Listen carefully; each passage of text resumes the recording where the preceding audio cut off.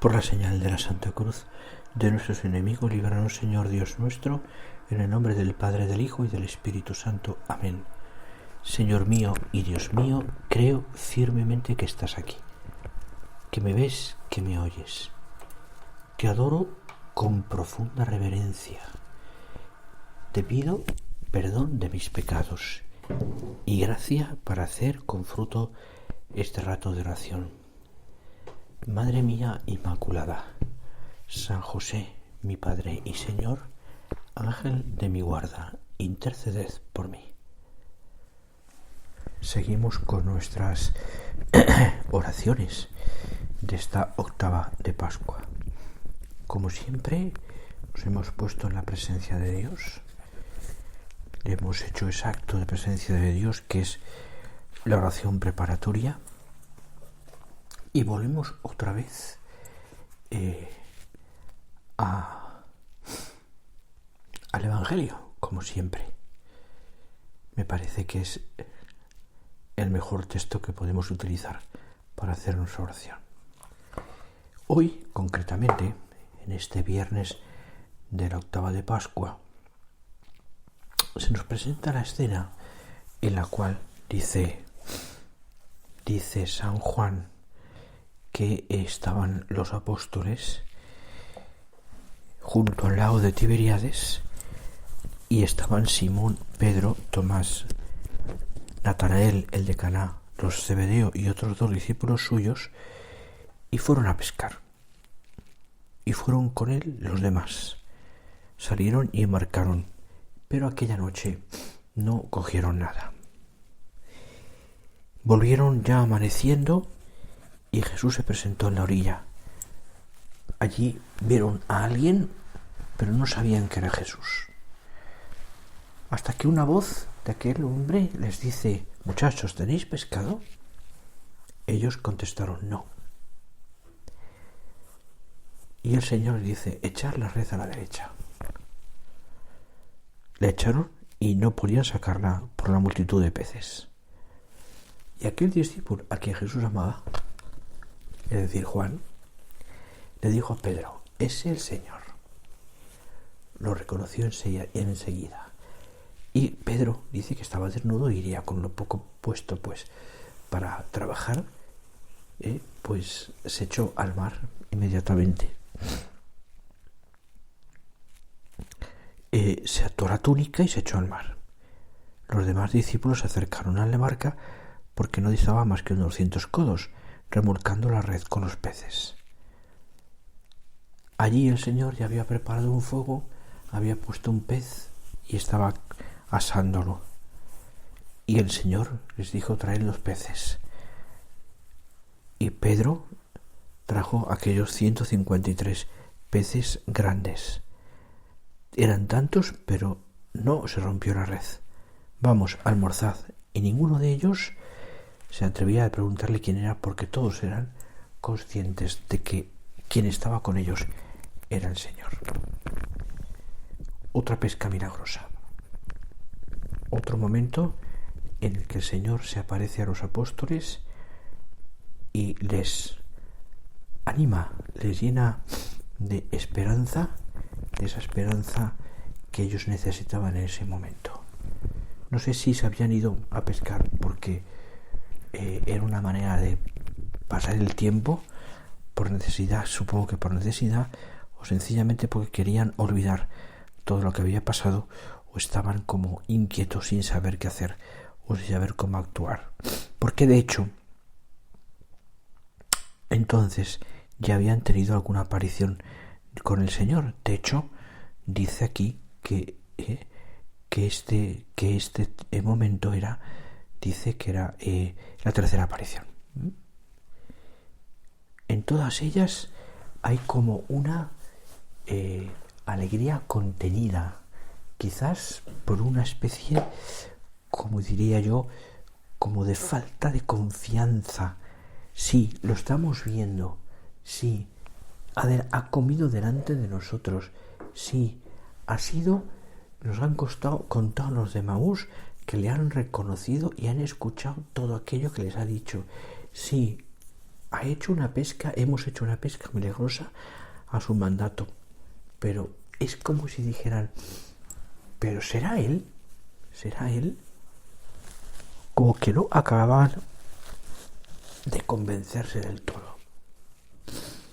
Es, como te digo, por tanto, una especie de alegría contenida,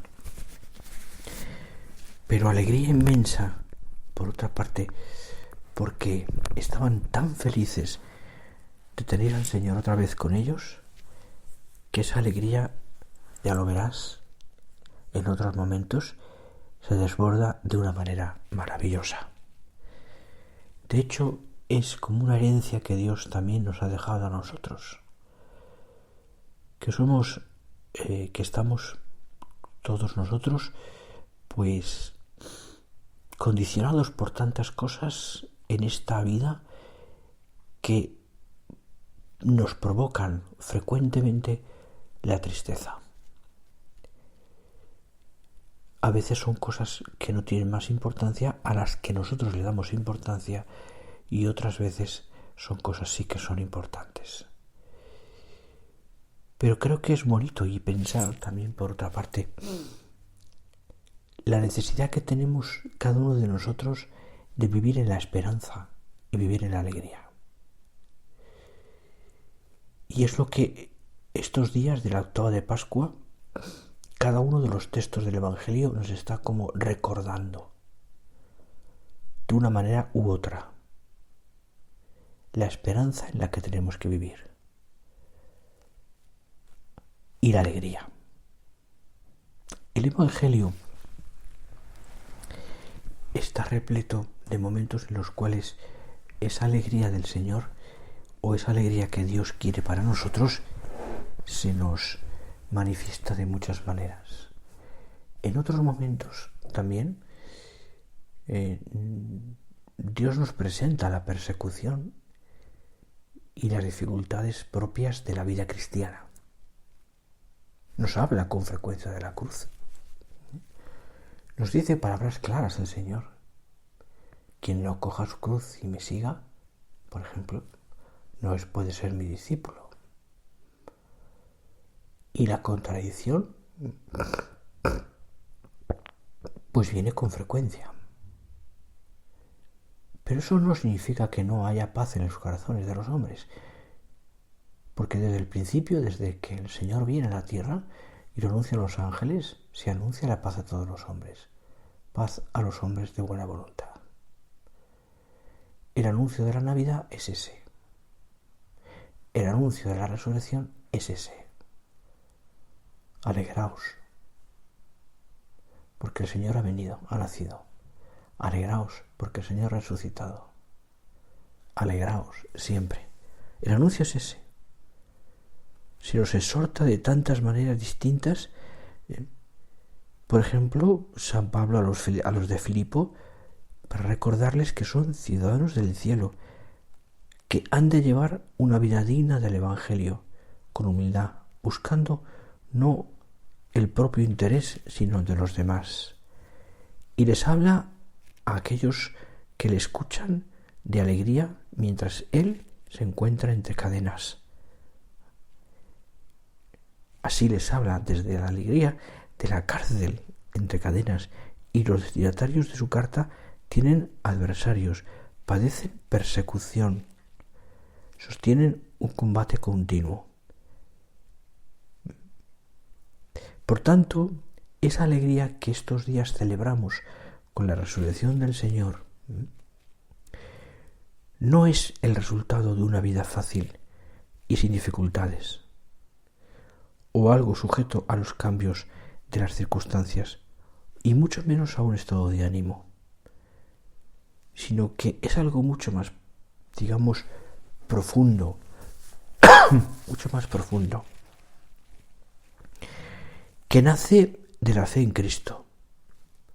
Nosotros hemos conocido y creído en el amor que Dios nos tiene. De ahí que el mensaje cristiano que se nos transmite con la resurrección tiene como finalidad que entremos en comunión con el Señor, porque Él es Él es, o para que Él sea nuestra alegría completa. Nuestra alegría completa. Hoy me mandaba una persona a la que quiero mucho una foto de su hija recién nacida. Hoy mismo. Que con la gracia de Dios tendré ocasión de bautizarla. Y en la expresión que me utilizaba, que me mandaba, ha venido ya al mundo, etcétera, etcétera, ya, pues estaba ya muy preparado, ¿no? Se notaba esa alegría, yo diría en este caso no contenida, sino enorme. Qué contentos estamos, qué contentos estamos. La foto de una criaturica recién nacida, ya te imaginas, ¿no? En la vigilia pascual este año tuve la oportunidad, en la misma ceremonia, de bautizar a 2 niños. El momento del bautismo, el momento de la unción, el momento del traje blanco, y era de tal alegría el ambiente, de tal felicidad, unido a la resurrección del Señor, que en este caso, como te digo, tampoco era contenida. Se manifestaba en unos padres, en unos padrinos felices porque sus hijos ya eran cristianos. Dios desea que seamos felices. Él nos ha creado para la vida eterna, incuada ya en la tierra por la gracia que por supuesto llegará a su plenitud en el cielo, cuando el hombre esté unido a Dios para siempre. Y si nosotros, porque de hecho es así, podemos rechazar o olvidar a Dios, Dios no cesa de llamarnos, de buscarnos, para que vivamos en su dicha. Por eso la transmisión del Evangelio es una invitación continua, pero sí, continua, a los hombres para entrar en la alegría de la comunión con Cristo. No olvidéis, la alegría del Evangelio llena el corazón y la vida entera de los que se encuentran con Jesús. Y quienes se dejan salvar por Él son liberados del pecado, de la tristeza, del vacío interior, del aislamiento.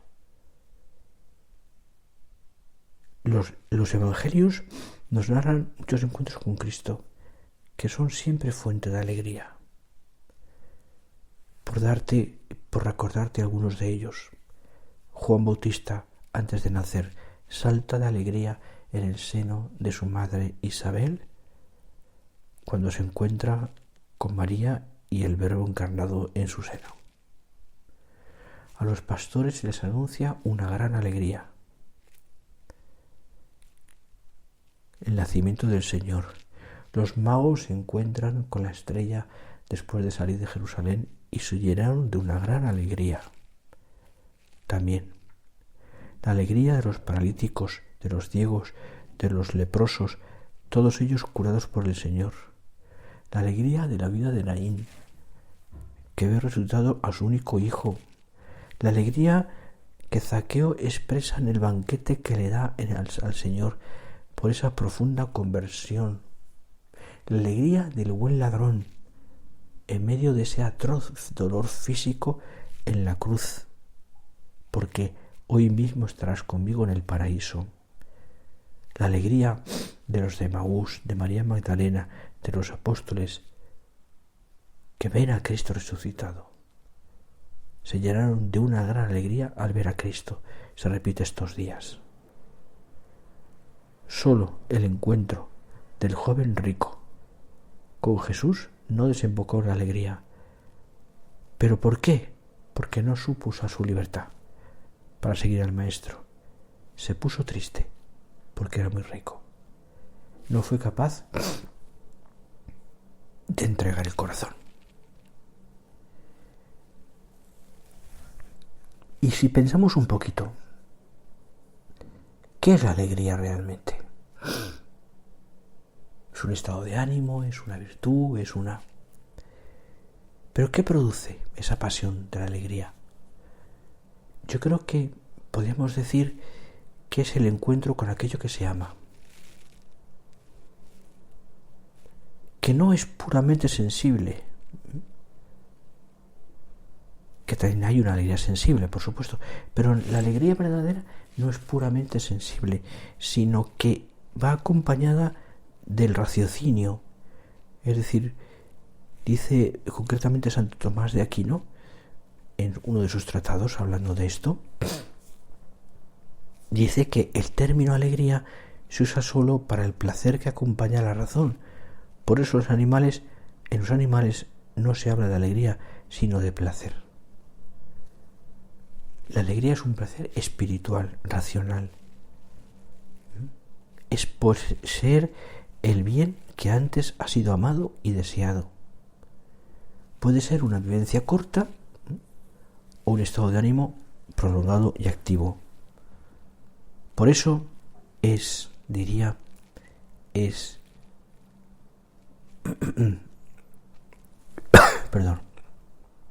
posible sentir placer sin sentir alegría, incluso sentir placer y al mismo tiempo tristeza.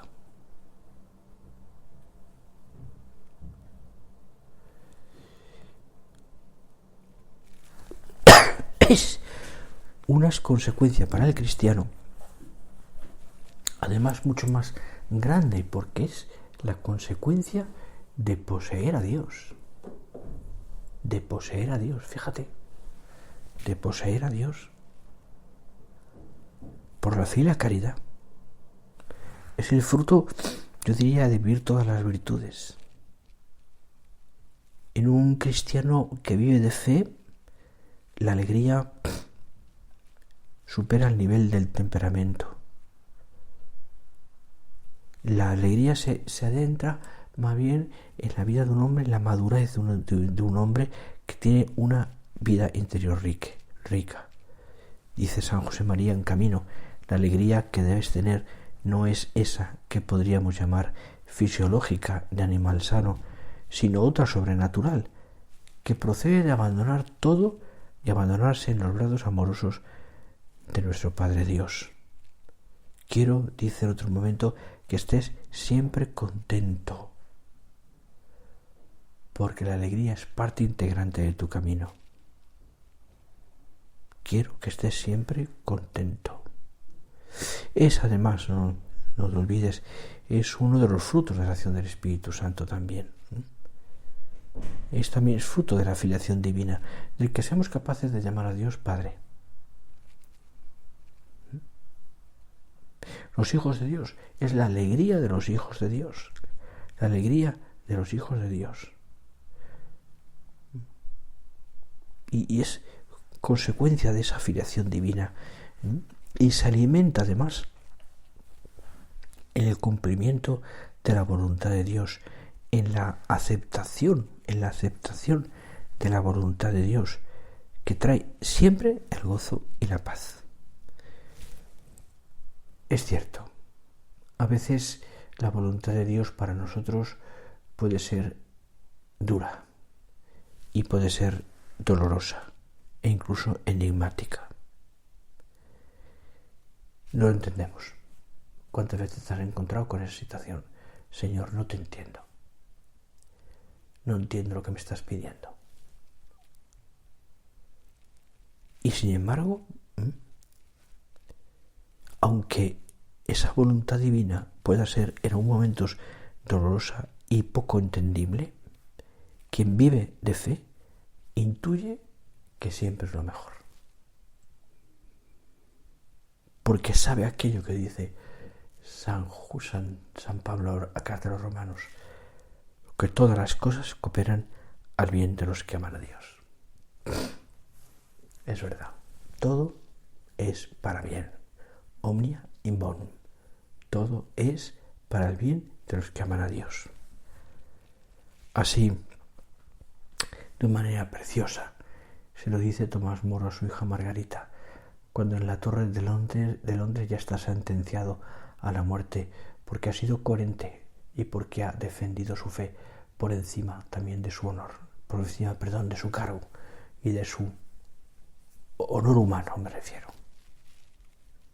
Hija queridísima, le dice a Margarita, nunca se turbe tu alma por cualquier cosa que pueda ocurrirme en este mundo. Nada puede ocurrir si Dios no lo quiere. Yo estoy muy seguro de que sea lo que sea, por muy malo que parezca, será de verdad lo mejor.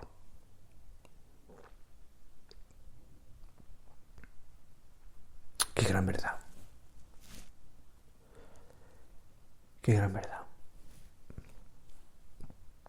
Que no es fácil de reconocer, ¿eh? Porque no siempre coincide nuestra voluntad con la de Dios. Dios es mi Padre, decía San José María, aunque me envíe sufrimiento. Me ama con ternura, aún hiriéndome. Y yo, siguiendo los pasos del Maestro, ¿podré quejarme si encuentro por compañero de camino el sufrimiento? Constituirá una señal cierta de mi filiación, porque me trata como a su divino Hijo. Así. De ahí que entendamos algo que no es sencillo de entender, ¿no? Que la alegría de la que estamos hablando, que es la que yo quiero para ti y para mí, y que esta octava de Pascua nos está como transmitiendo la resurrección del Señor, es absolutamente compatible con circunstancias dolorosas, dificultades, con adversidades. Porque hay que entender que la santidad consiste en identificarme con Cristo. Y la cruz, queramos o no, es inevitable en la vida cristiana. Así es. No puede ser de otra manera. Es más, te suena esa frase de San José María que dice que la alegría tiene sus raíces en forma de cruz. Qué contentos estamos cuando entendemos esto. Y sobre todo cuando lo aceptamos. Todos hemos conocido gente que en el dolor, hombres muy santos, que en la dificultad han conservado siempre la serenidad y la paz y han estado contentos. Entendían que ese camino de entrega, pues pienso en los mártires, por ejemplo, en los que han sido asesinados por amor al Señor, han muerto siempre con paz. Y les ha acompañado en ese momento final de la vida la alegría de saber que estaban muriendo por el Señor. No significa eso que no les costase, por supuesto, pero sí que entendían que esa voluntad de Dios por la que Él mismo había pasado era también para ellos. Y que después de todo aquello, como así lo manifestó el Señor, venía también para ellos la resurrección. ¿Por qué estamos tristes? ¿Qué es lo que nos pone triste? Seguramente no tener el bien querido. Si el origen de la alegría es el amor, el origen de la tristeza es el egoísmo.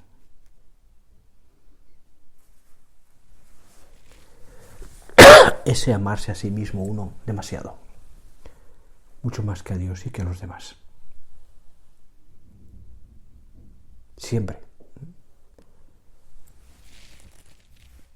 No es pues el dolor o las dificultades lo que supone la alegría, sino la tristeza que puede nacer de la falta de fe y de esperanza.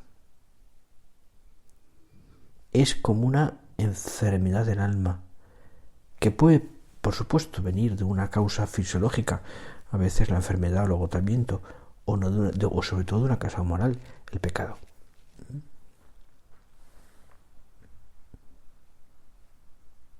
Yo no puedo permitir que mis pecados, que los tengo, y por desgracia los tendré, me conduzcan a la tristeza. ¿Por qué? Porque yo entiendo y tengo que entender siempre que está detrás el amor misericordioso del Señor, que conoce mi debilidad. Yo no me puedo entristecer, porque la tristeza es egoísmo. Y si yo quiero vivir para el Señor, no me puede faltar la alegría, aunque descubra mis miserias y mis enfermedades y mis debilidades. O aunque tenga que convivir con esas debilidades de los demás. O aunque haya cosas que, y eso tienes que pensarlo tú, me puedan quitar la alegría.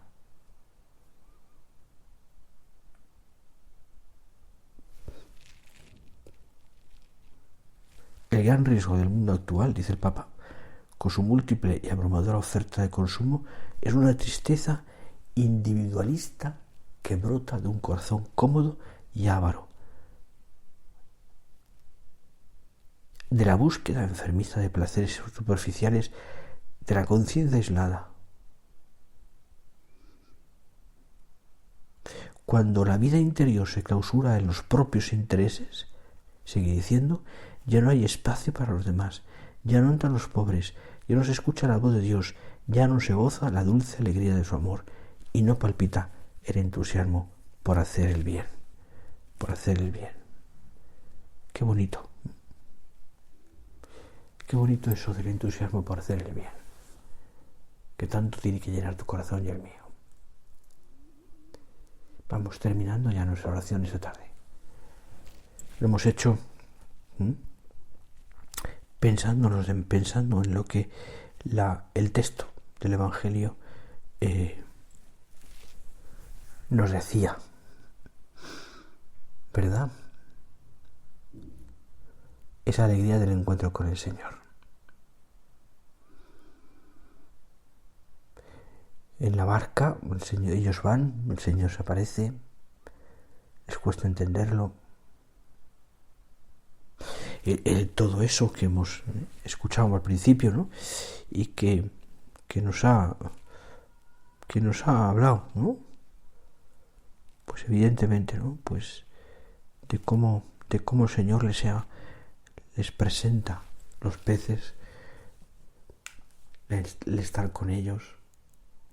Yo me imagino que al llegar allí Pedro con los 153 peces, los demás apóstoles que aparecen allí, aquellos, y se sientan con él al lado de la lumbre, ¿habría un silencio? Es que es el Señor y está con nosotros. Nadie se lo decía, pero todos lo sabían. Una alegría contenida que se fundamentaba en Él, es Él y está aquí con nosotros. Piénsalo tú. Cuando te vengan esas nubarrones de tristeza, es Él y está conmigo. Está en ese sagrario cercano a mi casa, de la parroquia. Está en mi corazón, en gracia. Está en las personas que quiero.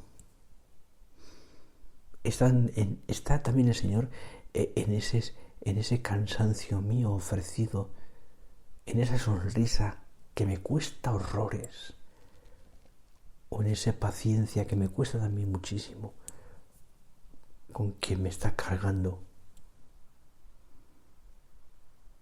o a quien no entiendo.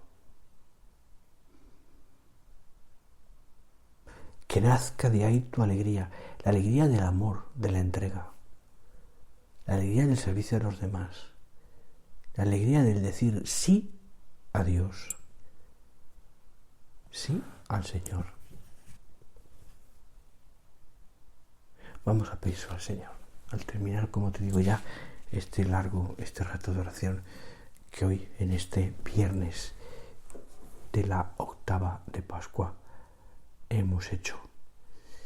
Y por supuesto que entendemos que la causa de nuestra alegría es la Virgen, nuestra Madre, y que a ella también tú y yo acudimos hoy, convencidos de que con ella, causa de nuestra alegría, no perderemos nunca esa paz que necesitamos y esa alegría. Que el mundo no te puede dar, por supuesto, que el mundo en sí mismo no te puede dar, que te lo dará también la entrega, el haber dicho que sí a Dios, una vez y para siempre. Te doy gracias, Dios mío, por los buenos propósitos, afectos e inspiraciones que me has comunicado en esta meditación. Te pido ayuda para ponerlos por obra. Madre mía Inmaculada, San José, mi Padre y Señor, Ángel de mi guarda, interceded por mí.